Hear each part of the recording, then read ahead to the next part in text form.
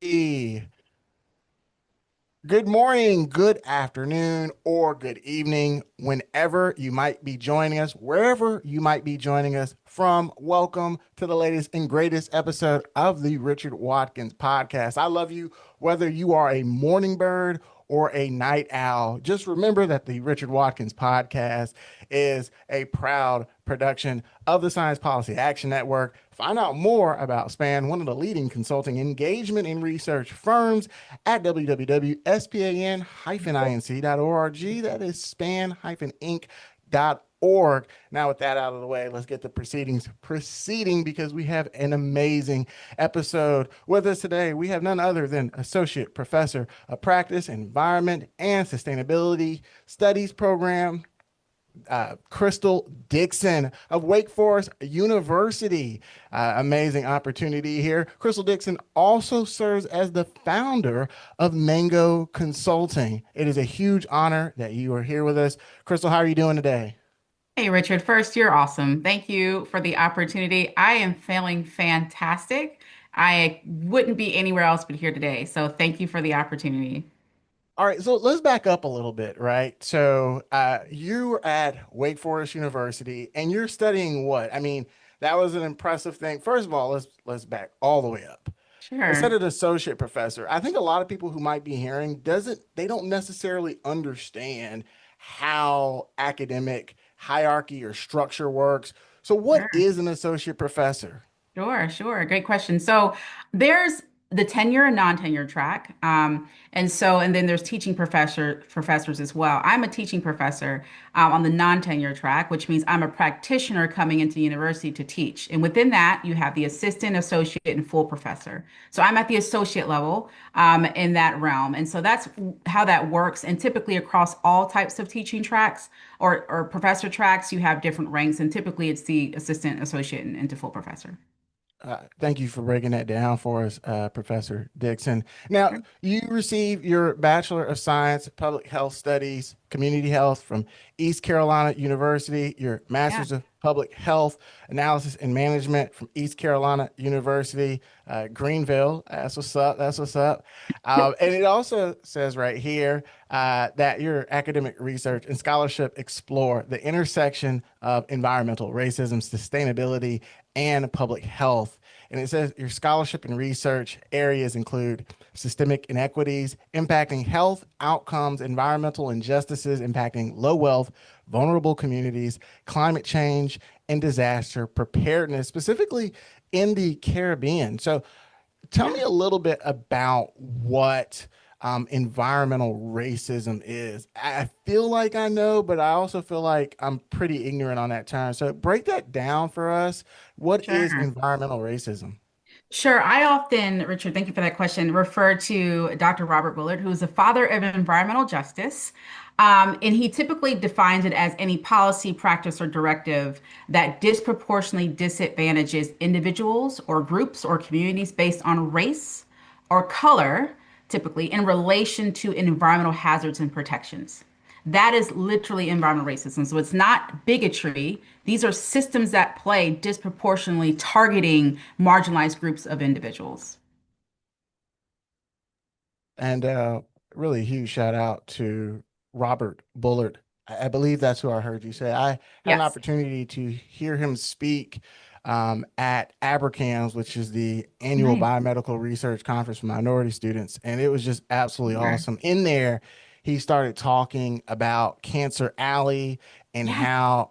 Oh, okay. So, all right. Good. Yeah. So it's great that you threw out a name that I was familiar with. It also said in there, you pay particular attention to uh, the Caribbean or the Yeah. Caribbean.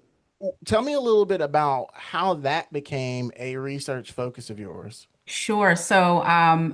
One of my great colleagues here at Wake Forest, Dr. Rory Kirby Straker, and her husband, Dr. Leslie Straker, are from St. Vincent and the Grenadines. And my family is from Jamaica, both sides, born and raised in Jamaica. And I was born here in America, so I'm of Jamaican descent. But I have a connection to the Caribbean. And so Dr. Rory Kirby Straker and I linked up because she has a study abroad program there. And we end up doing research together on environmental risk mapping with local grassroots organizations in St. Vincent and the Grenadines. And so, as a result, naturally, we were just discussing disaster preparedness because at the time they had a volcano erupt, La Souffleur, who at the time we traveled had just erupted. And we took an entire class there shortly after that to go see the residual effects, particularly the environmental challenges there. And so, because of the natural connection between the environment and the Caribbean and my personal ties, I was able to focus my research in the Caribbean. And so I do that. And I've just recently visited St. Martin, and I'll be hopefully doing some work in Jamaica soon as well. So that's the connection there. So yeah. So walk us back to how your undergraduate training and then subsequently your graduate training inform the questions that you ask. Oh, it's a great question. So, Richard, there was one time I was working at a federally qualified health center in Snow Hill, North Carolina, a dot on the map here, right? In Greene County, right? Rural health through and through. And I remember I was an intern or probably my first soft job, like low paying job. And I remember lunch came around and I was like, why there's nowhere to eat. I am literally in a place where there's no healthy options, and we're seeing patients who we're sending back out into these communities to eat healthy and they don't have options. And so I discovered that was a food desert. And so I said, I've got to go back to school to learn more about what this public health crisis is. And so that's when I went and pursued my master in public health. And I dug deeper into the whys. And I realized it was related to zoning ordinances, just zip codes, because your zip code is a bigger predictor of your health outcome than your genetic code. And I realized that. And I wanted to dive deeper into that. And then when I realized there was a connection between policy, geography, even GIS in terms of how that plays a role in the wealth gap and the most importantly, health disparities gap, I had to figure out what that meant. And the Caribbean was natural for me because they're more susceptible to natural disasters. And with that comes health disparities and public health challenges. And so that's how they all kind of full circle came back to the Caribbean for me. So how uh, first define sustainability and l- explain Sure. how it fits into the context of inequities in public health. Sure. So the most popular definition is of sustainability is meeting the needs of the present without compromising the needs of the future, and that's through the Brunson's Commission, which was just identified and overseas several years ago. And so, how it relates to public health is that if you are depleting the earth of resources. For one, that can create a food insecurity challenge. Another thing is that the more we are warming this planet, the more disproportional impact it has on individuals. So, for example, Black Americans breathe air containing 38% more pollution than white Americans because of where they're located. And that also is related to unsustainable practices. So this is where corporate companies are coming in. If you're unsustainably performing your company and you're giving off pollutants and you're living near a cancer alley, you're going to more likely have health disparities. So Cancer Alley is concerning because it's a several mile long juncture of petrochemical plants that are spewing toxic chemicals on local communities, and they all have cancer. And so the Love Canal was one of the most famous examples of that when that happened in New York and Niagara Falls. So that's an example locally here. So that's a connection. So if we become more sustainable in terms of our practices, what we're giving off in terms of carbon emissions into the air is not going to affect those lower income communities as much. It's also it's not just a lower community issue, Richard. This is actually affecting everyone. Global warming is affecting everyone. People who are living in Florida with affluent land, they're getting more susceptible to be flooding as well. But it's disproportionately impacting low income communities because we are always living in flood zones. And that's not by chance. And so that's the connection, right? And then you have heat strokes that come with climate change, which is the leading cause of death, by the way, in terms of the climate area. So that is something to consider. And so we're always disproportionately affected by the effects of climate change. Are we disproportionately affected because we can't afford to live away from areas that experience high levels of pollution? Is that, I mean, because you also mentioned that affluent areas impact this as well, but are there affluent communities that are part of Cancer Alley? That's a great question. I think the only way they're a part of it is the pollution that they're producing. Typically, right? Because typically those communities or those companies that are creating the pollution, those owners do not live there, right? And so but but affluent communities likely not. Typically, affluent communities are always away from those types of entities, and which is why their property values are higher. And now you have a reason why there's a wealth gap, because if you're living in Cancer Alley, your property value is going to be very low, but it's also a lower price point for those who have lower income. That's why sometimes people live there, but also sometimes, Richard, they're there first and they bring the petrochemical companies to their backyards, right? So that's why you have NIMBY, not in my backyard types of policies bringing that up because they're realizing, oh, you were there first, right? We have to stop this. There is a very famous, through the United, I believe the United Church of Christ did a study on where toxic wastes were placed in the US. It's called Toxic Waste in Place. Toxic Waste and Race, excuse me. And they discovered that the majority of Latinx and Black communities were selected to put waste sites across the country. It was disproportionately placed in the backyards of low income Black and Brown, and particularly Latino communities in that study. And so that's systemic racism because they're targeting those communities that probably didn't have a problem there before to put a waste dump site there, right? So that's one aspect of environmental injustice. In terms of where sustainability comes in, it's a little bit of a different juncture. It's more so about how we're becoming more cleaner and using more cleaner energy methods so that the byproducts aren't harmful to the environment. That's why we're looking at EVs. That's where we're looking at how we can use hydroelectric power to power things rather than oil, right? And so that's concerning, which is why, and I'll say this, the endangerment finding was recently rolled back or actually considered unlawful, which was the first groundbreaking law that found the connection between public health and carbon emissions. They literally, it was a groundbreaking discovery that was founded and has now been considered unlawful. And that is detrimental to public health. It was a huge blow. I'm trying to figure out how I want to say this and answer it any way you'd like. And people have to be thinking about this, but if I'm the only person thinking about it, then so be it. All right, not in my backyard. I mean, Hmm. that sounds great. And I'll stand up and clap for it. I'm pretty sure that people in the audience that hear something like that, not in my backyard, they're like, yeah. One question that is there is whose backyard? Sure. Because Sure. on one hand, you could say, well, we shouldn't be doing this at all. And that is absolutely fair. But another question is, we've got to put it in somebody's backyard. And I might be absolutely tripping. This is why I'm the podcast host and not the guest, right? I don't have to know the answers. But to me, it feels like equity means putting a generator of pollution into an affluent community. Like that just feels like that's what equity is. I mean, maybe I'm tripping. Again, I don't study this. I Sure. am again the host and not a guest, but just that seems like equity to me. If we are polluting and giving poor people cancer, equity obviously is giving rich people cancer. But Sure. I know that is not what people like to hear, but I'll let you, the scholar, tackle that. Sure. So I think I appreciate your perspective, Richard, because you're exactly right. I want to start by the definition of the difference between equity and equality. Equality, if you think of a very famous image, is that everyone gets the same amount of something. You talking about the baseball game with the That's fence? yes, that's very popular. Yep. And as you know, I'm going with this. Equality, you're giving what you need that will meet you where you're at. So you might need three apples versus two apples.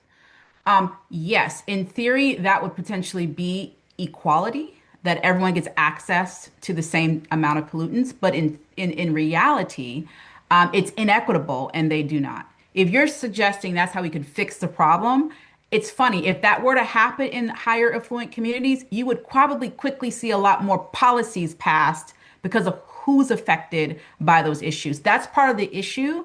There's a lot of disempowerment of individuals who cannot fight for equity for various reasons. Now, there are some very successful groups who have. So I don't want to say that there hasn't been any groundbreaking results from those who have organized effectively and made an amazing difference, particularly in policy and systemic solutions. But by and large, those communities don't have a lot of power. So Warren County, for example, the founder where the environmental justice movement was found here in North Carolina, they were going to dump PCBs in the backyards of those living there because it was where I believe the state wanted to put it. But there was an organized, they lined in the street and they laid down on the floor in the street in front of the trucks that were coming to dump the PCBs. And they were there to make sure that they were not doing that. As a result, it was groundbreaking. The founding of the environmental justice movement was discovered. And so now we're in a whole space now fighting for environmental justice because of that one effort, right? Wait, So where were those that. PCB? Wait, what is PCB and where were they dropped? I mean, they didn't just remain in the back of the trucks. Where did they end up going? But I think it's polychlorobiphenyls. They were going to be dropped into a very cheap area that was low tax, that was incentivizing those to do that. And typically, low tax communities are in what communities? Low income, Black, Brown, and Indigenous. And so they were fighting against that, right? And that's what that was here, right here in North Carolina.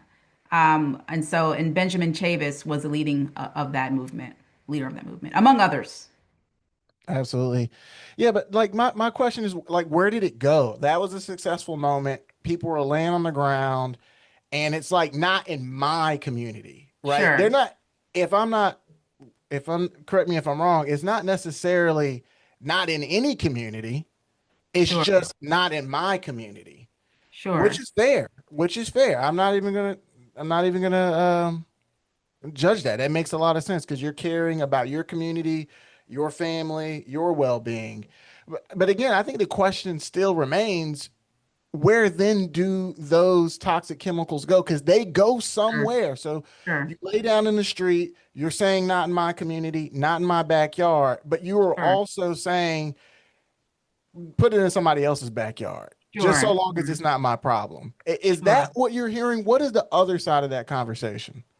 Well, I think this pushes a new conversation of why are we discarding these chemicals of this kind anyway? Why are we using these chemicals? Let's start there. Why aren't we regulating these chemicals a little bit more stringently?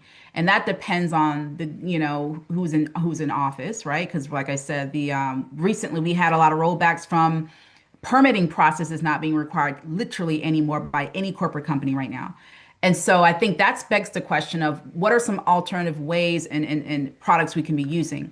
Also, why does it have to be in the backyard of individuals? Are there areas where we can consider, not the ocean, that would be a little bit more safer? And waste is waste, right? So this you have to figure out a way. And if you burn the waste, and I'm sure that happens, you got to think about the climate implications of that. And so I think it's pushing us to be more green in many ways, cleaner energy, cleaner wastes. Those things usually are hand in hand, right? So yeah, I think it just you're right. It shouldn't be in I think the issue is consistently in low income Black and brown communities all the time, right?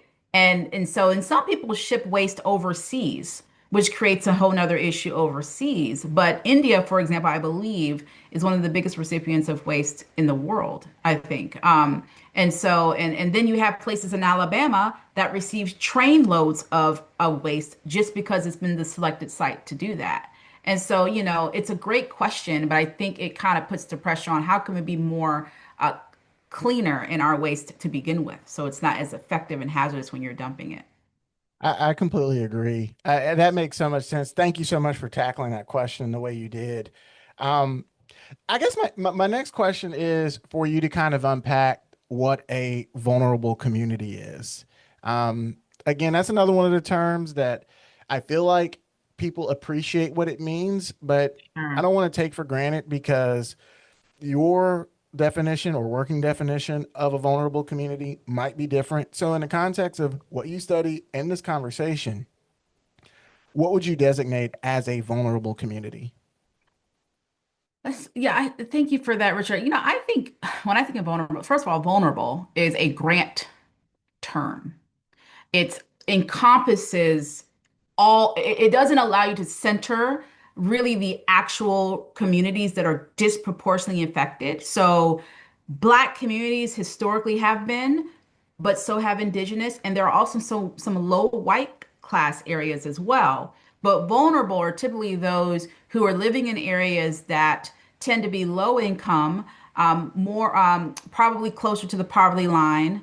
In some cases, they have been identified as low education. In some cases, they've been identified as low access to a few health, social determinants of health across the board. Typically, they're people of color, so or BIPOC, Black Indigenous people of color, that happen to be in vulnerable areas, like divested areas. So I would say vulnerable could really go beyond race, but consistently, it typically is going to be communities that are communities of color. And when we talk about that, especially when you were talking about health outcomes, its relationship to zip code, we also mentioned Cancer Alley. But now let's talk a little bit about what are the individual consequences of these actions, of these environmental inequities for the people that experience these inequities? What are some of the downstream health complications, threats to public health that you've seen? Sure. So, a pretty staggering statistic is that Black Americans are 56% more exposed to pollution that they generate, and white Americans are 17% less exposed than they produce. So, with that exposure, you have asthma disparities, chronic conditions. You have, in some cases, when you think of tree canopy, which is the inequitable distribution of trees in communities, you're having more heat strokes because there's no shade provided. You're having, even skipping over health, you're thinking about energy justice. Your light bills are higher because you don't have as much shade provided by you because of systemic tree canopy distribution inequities, right? And so, absolutely. So when it comes to environmental justice, breathing conditions, asthma, you have diabetes, you have endocrine disrupting toxins that are coming from, runoff that is not only in our waters, but also we have a serious issue right now with I'm blanking on what it's called. We'll come back in a second. But cosmetics is another issue as well. What you're putting on your skin, right? So it's not even just the environment. It can be products as well. You have a lot of that happening right now, and so our waters are contaminated with a lot of microplastics as well being found, and that's linked to cancer, right? We all have microplastics in our bodies right now, and that's concerning. And unfortunately hasn't been quite managed the way it should be. So yeah, I hope that answers where you're going with that. No, absolutely. Thank you so much. Because one of the things that I'd like to do, and you've done such a terrific job at it, right, is kind of describing some of the definitions, right, some of the problems, but also really nailing down, all right, this is the cost of inaction. When you bring this up, let's start here. When you bring this up with your students, what is their reaction? There's this thing called climate anxiety that's becoming a thing for our future younger generations. There's a lot of pressure on them to fix the problem. Like, it's on you guys, figure it out, and we're causing it.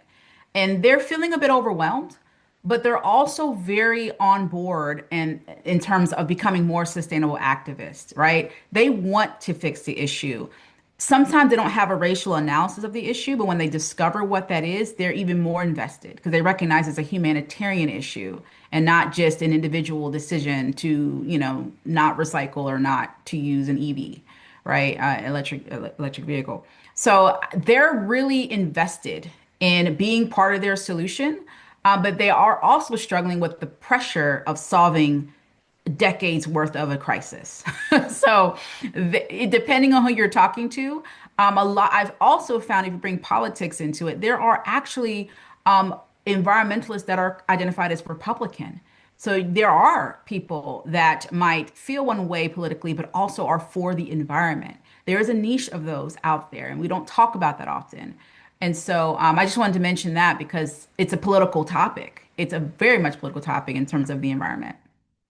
Yeah, I mean, it has to be, and I'm glad that you brought up that partisanship to it Yeah. because I would imagine, and correct me if I'm wrong, you will find environmental justice issues and evidence of environmental racism all throughout our country, no matter Mhm. where you go, no matter what political party is in a particular situation. Now, you might Right. find the manifestations of it different depending on the public party, but I mean, depending on the party in power, but Sure. you still see evidence of environmental racism regardless of the party in power, and maybe, quite frankly, regardless of the race of the person in power. When Sure. you have an opportunity to talk to individuals with influence and policymakers, what is their response? How do they respond? You don't have to say any names, but just kind of give me some of the experiences that you've had with Sure. talking with our elected officials about these issues. Sure. So, for example, there have been several communities that have been affected by a pipeline that might be coming, whether whatever the case might be. And what I've found to be interesting is that um, some of our elected officials may have some investment in what might be perceived as an environmental concern. And it's hard to get them to vote against something if they're financially invested in what's coming, whether it's monetarily, whether it's a favor for someone, or whether they don't recognize the actual issues with it. So you're fighting up against people who have made decisions with people and agreements, and are offering tax breaks to folks that they have relationships with. And then you're having folks who are saying, no, don't do that. You didn't think about this, and it puts them in a bind. And so that's why it's hard for you to ask for local policies to be passed and resolutions and things of that nature because you don't know what people's agendas are in terms of what it might mean for them. Politics is really about really what's in it for them. And not all politicians are bad. Some politicians just need to be informed. And once they're informed, I have seen, particularly right here in Greensboro, I've seen resolutions passed across the city, county, and even the school board because they simply weren't informed, right? And so that's one way. So I'd say we're doing a lot of great work here in Greensboro, informing our local elected officials about the implications of environmental challenges happening, and we're putting some requests out there, and they're taking heed to them and listening. And do everyone agree? Absolutely not. But when it comes to politics, it's the majority that usually passes a policy or any kind of resolution, and that's typically all we need. So that's what I have found. Most of it is just lack of education. I don't think anyone that I've experienced has been opposed to it unless they have pressure on the outside asking them otherwise to do that. Now, we were talking about vulnerable, and then you also mentioned school board. The most vulnerable people that we have are students in public schools, Sure. specifically, K through 12, Yeah. but also, K through 5. Um, what have you seen with that? Yeah. I know our children are just constantly Sure. exposed to pollution, whether it's inside of the classrooms Oh, yeah. due to, HVAC or air handling systems that have not been invested in, or the schools themselves are placed in economically depressed areas.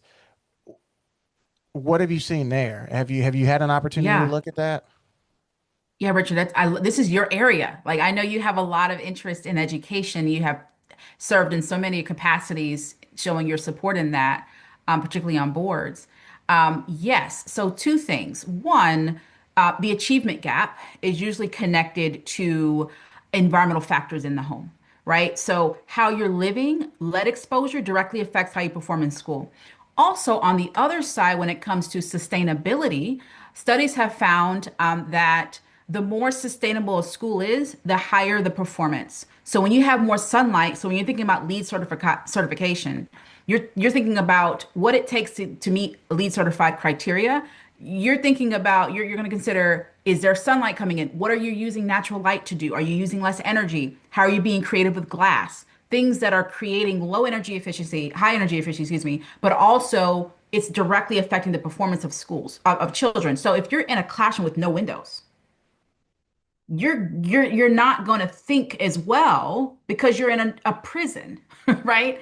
But if you're in a nice open school, and like our libraries in Durham, Richard, as you can appreciate, and all these new buildings that are coming, and they have all these great open concepts, even real estate's understanding the value of open concept, natural sunlight, because you feel better. You have more of a mental health and you can perform better. So I'm saying that to say more sustainable buildings lead to better lowering the achievement gap. And also, when it comes to your home and your environment, lead, your quality of what you're breathing, leads to ADHD, things that directly affect how you perform in school. That matters. What you're putting in your child's body and what you can afford to put in your child's body directly affects how they perform in school. Our particularly Black kids are not as they're not as they're linked as being not academically gifted, but they're often overlooked because they are. They just learn differently. The way the school system's set up right now is really biased towards white children, how they learn the preferred way of learning. But Black children has been shown in the literature that there's just a different methodology required to use their creativity to learn. And they're often not given the opportunity. So you stack creativity of something of a nuanced difference with you're in home environment in a closed off classroom. How do you perform? HVAC systems are out, it's hot. What are you going to do? And so I think that's where sustainability can come in that space as it relates to building infrastructure. But then the environmental justice comes in because of their homes they're living in often do not align with, what's going to take for them to perform their best.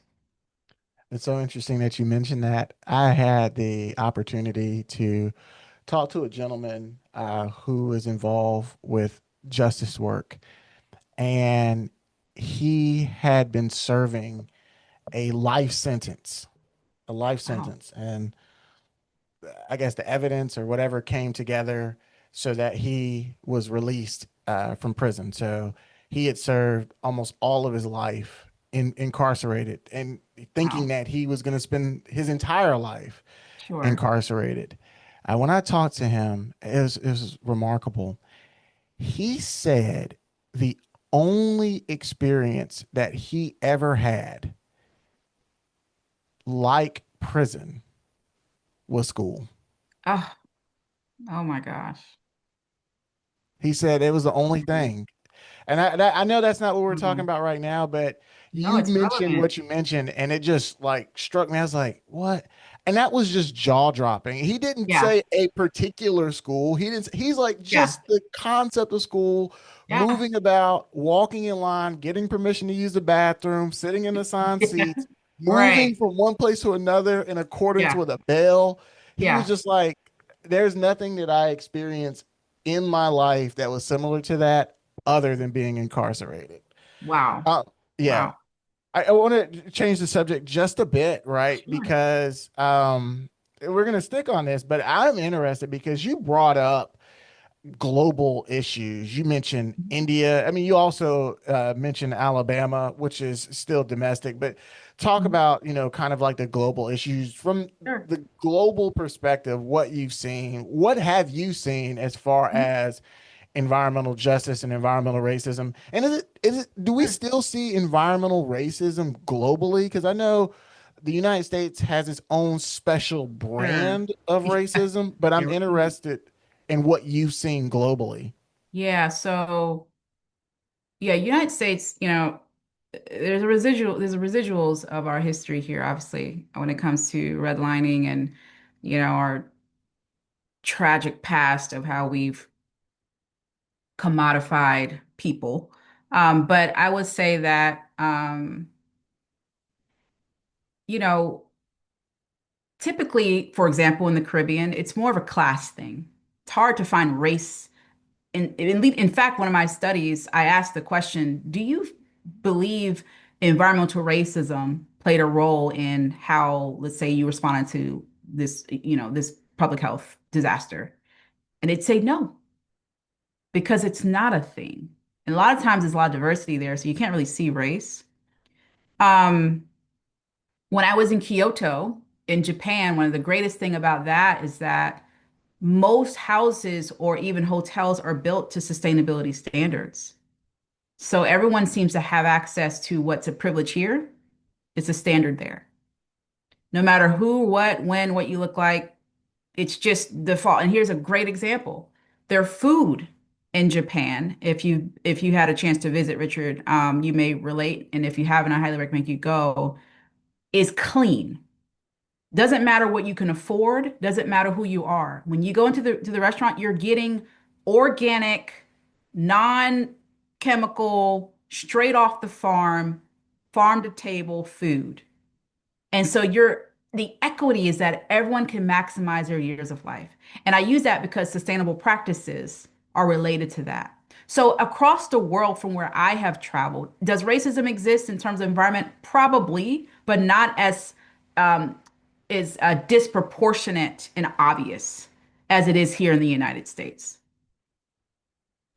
And that's just really remarkable. One of the things that I notice a lot when we have conversations about how we can improve, when we begin making like comparisons between the United States and other countries in an effort to honestly uh, to benefit, kind of like sharing best practices kind of thing, it's oftentimes met with like a lot of defensive posture because there's Sure. such a deep sense of national pride, which is good.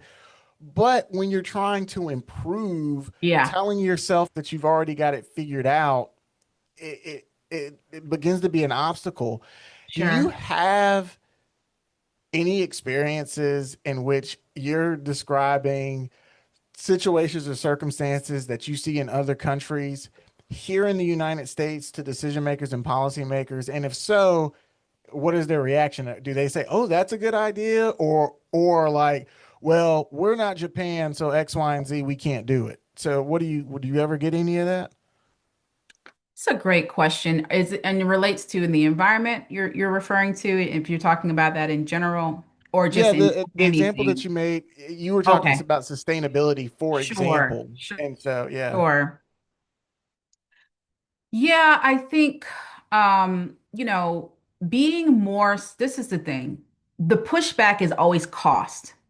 What's my bottom line looking like? If I'm going to be more sustainable, that means I'm going to lose money because now I got to spend more money on my product to be more sustainable. That means my bottom line is going to be a lot, not what I want it to be. And so oftentimes the cheaper route, particularly in the US, it's about outsourcing stuff. It's about getting, the margins have to be very, very, large. It's about that. And unfortunately, it's business over people.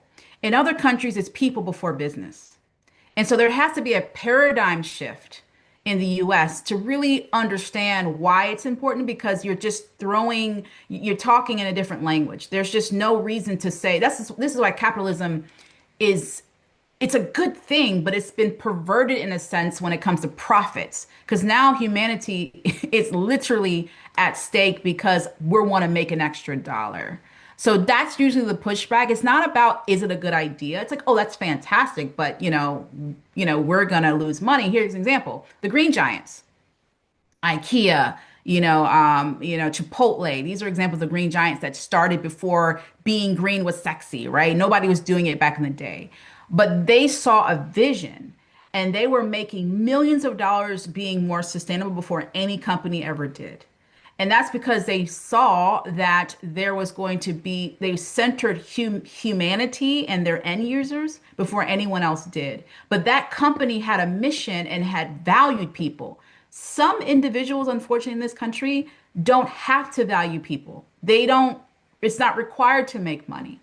And my argument I'm making is if they look at sustainability as an investment, and they're going to get a massive return on their costs, then it wouldn't be a hard time switching. I just don't think they understand what it means to do it. And so typically in the US, if it's different, I don't want to know about it.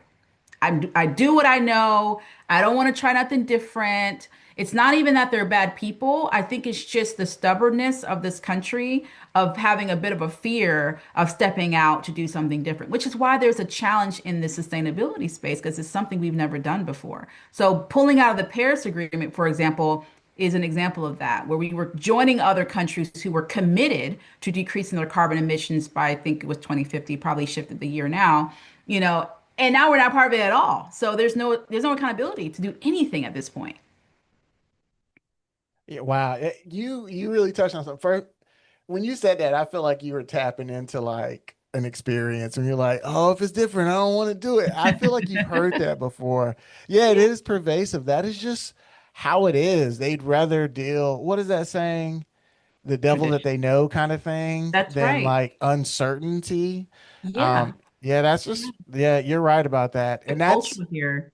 and you're also right when you were like, not that you're bad people, because I do notice that it's just innate, just within a lot of people, not in every circumstance, but there's always that area Sure. of our lives, of ourselves, that we just refuse to change, no matter. That's right. Yeah. That's right, Richard. And I'll use another example of like Dubai. I had an opportunity to go to Dubai. The reason why I went there is because they had a sustainability conference, which was only happens every 10 years or something like that. And it was incredible. And Dubai's culture is innovation. They have a mission to literally outdo the world in almost everything, right? So, but within that mission is how can we be sustainable in the process and be completely different than what we've done before at all? And that comes from building infrastructure, emissions. They're one of the leading countries in the world of being sustainable. So that comes with being courageous and being daring to step out and do something. And it has paid off for them.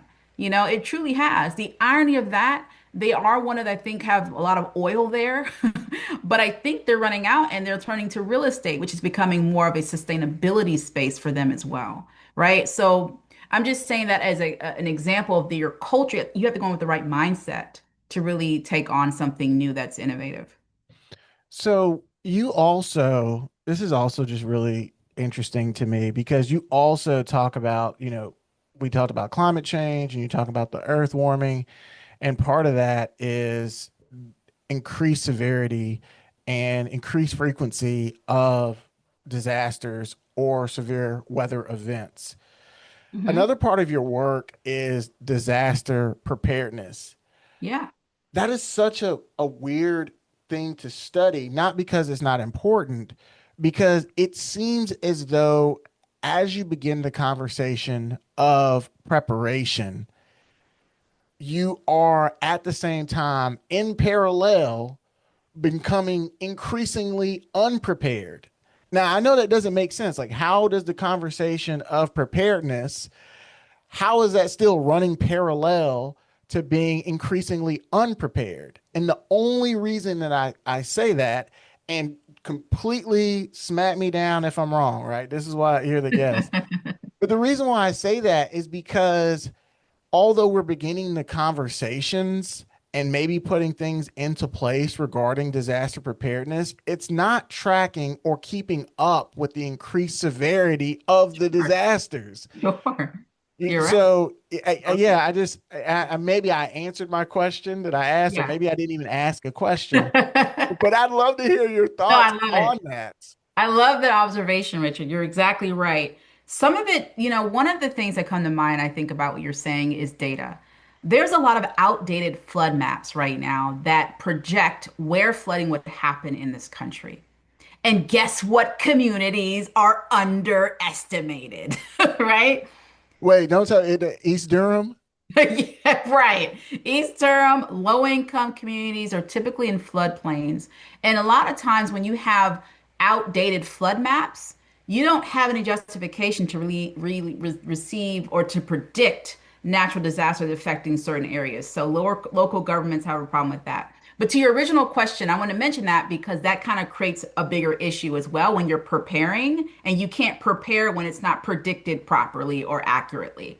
I'll also say that yes, the pace of climate change is exponentially happening, right? And the problem with that is instead of there is a denial of this issue. There's people who are disproportionately getting aid over others. My student and I are going to be looking into that in a study this summer. And, there's a challenge with, you're right, they're happening at the same time. But the solution is changing the way we live on this earth.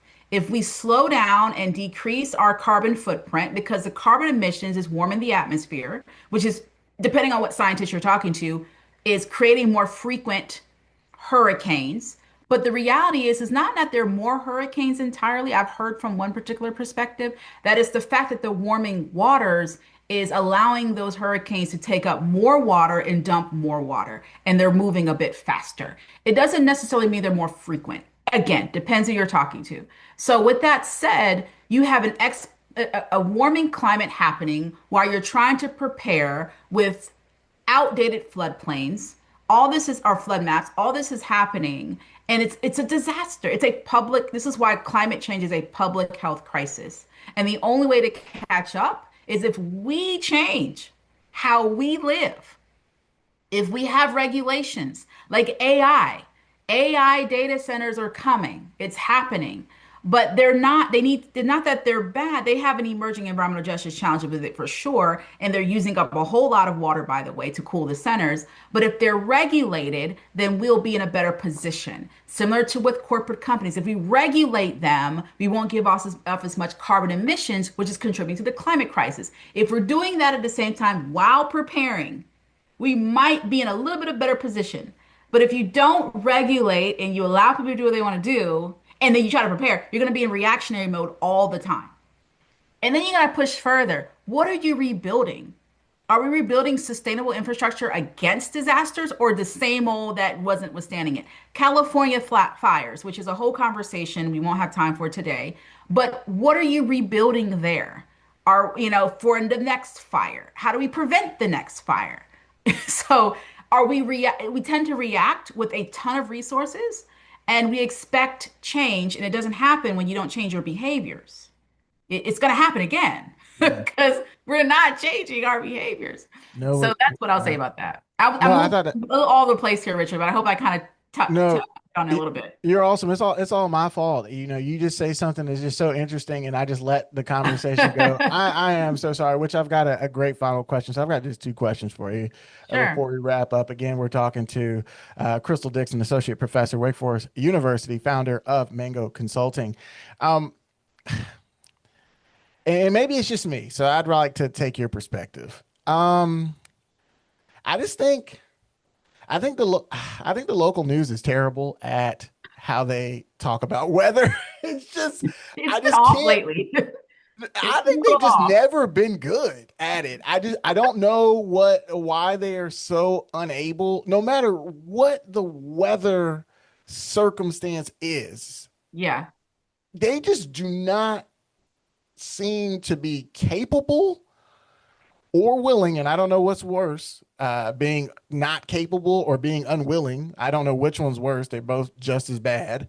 Um, no, for real, for real. Like, and I'm really huge shout out. I'm talking. If you're in the local media and you feel like I'm talking to you, it's because I am.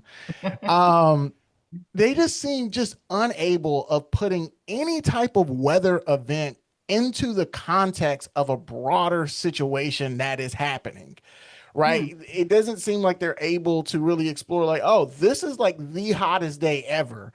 What context does that fit in, right? It just anyway, let me back up because I feel Yeah. myself getting frustrated, hot under the collar, and I don't even know what I'm talking about. But as somebody who studies this and maybe watches the local news from time to time talk about weather, how does it land with you? Because you're talking about we need change and so on and so forth. But part of that change is having people come into contact with information and then they are then able to advocate for it, demand from their elected officials something. And that local media and the local news plays a huge part of how people think about stuff. So, with Sure. that laid out, what are some of your thoughts on that? If I'm hearing correctly, I think climate change is a political issue. News are typically nonpartisan, if I'm not mistaken, when they're presenting the news.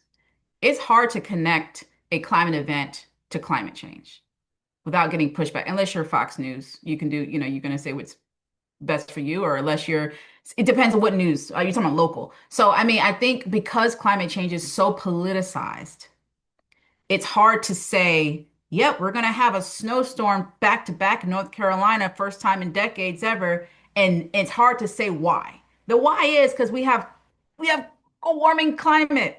And because of our contributions, to your point, Richard, we are creating these circumstances. We are disrupting the weather patterns because of our decisions. We are literally, we have an entire era named after us called the Anthropocene, or Anthropocene, depending on who you're talking to, how you pronounce it. We literally have an entire era named after the imprint of human existence.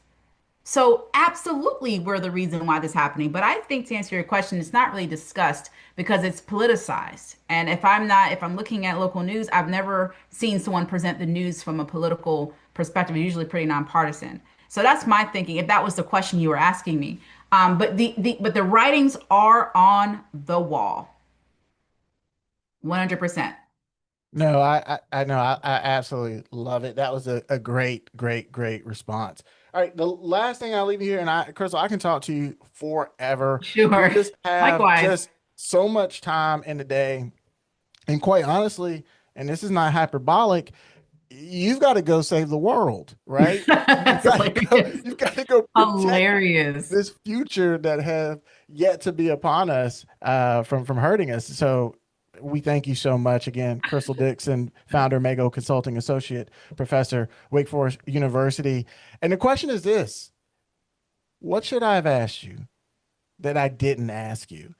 And then after that, go ahead and provide an answer. There's something that I should have asked, right? I only have you for an Yeah. hour and I need to make the most out of the hour. And in doing Sure. that, I leave out something. So I just wanted to give you an opportunity to Hmm. state what I should have asked and then proceed with answering it. Great question. What you should have asked me, Richard, was Crystal, you mentioned sustainability. There's not a lot of Black women in that space. What brought you to that space? A very, very white space. And there's nothing wrong with that. It's just historically, it's been more people who identify as white in that space who are doing phenomenal work, by the way. So the question is, why am I there? Well, because I realized that if we're going to address a climate crisis, I have to understand the role that corporate companies play. And typically, when you're thinking about ESG standards, environment, social governance standards, you're thinking about LEED certifications and carbon emissions. You have to get granular to the language of corporate companies, and there's not a lot of us in there. And if I'm going to advocate for my communities that I love and come from and care about, I've got to understand the source and what incentivizes them to not pollute in those communities. And so my mission is to connect public health to corporate companies and sustainability so that we can actually make an impact in the cancer alleys, in other places across the country, the Flint, Michigans, and all the things, right? So the answer for that is because I have to be representative because if you're not at the table, you're on the what? Menu. The You got menu. Sorry, you I got couldn't it. No, unmute myself come fast on, Richard. enough. Come on, Richard. My You're bad. You're on on the the menu. you're on the menu. You're like on the on mic and all that. Unmute. Yes. So I made it my life's mission to stretch myself in a space where I don't see a lot of people like me. And there's a lady out in Atlanta who's doing amazing work, and her name escapes me in the city of Atlanta, I believe. And she's a chief sustainability officer, and she's making huge strides there. And a lot of other women in high corporate companies making quite an impact. So I wanted to be one of those to really be a voice for the voiceless and those who often cannot get in those boardrooms.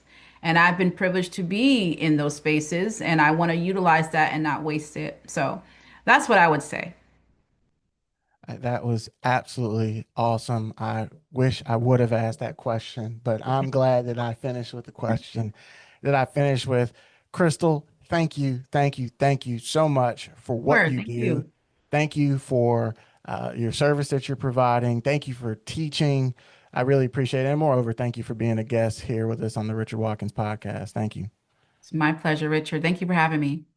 All right. That is the end of another amazing episode of the Richard Watkins Podcast. The Richard Watkins Podcast is a proud production of the Science Policy Action Network, better known as SPAN. Visit SPAN at span-inc.org. And above all, remember that the future is not something to wait for, it is something to build. Until next time, take care.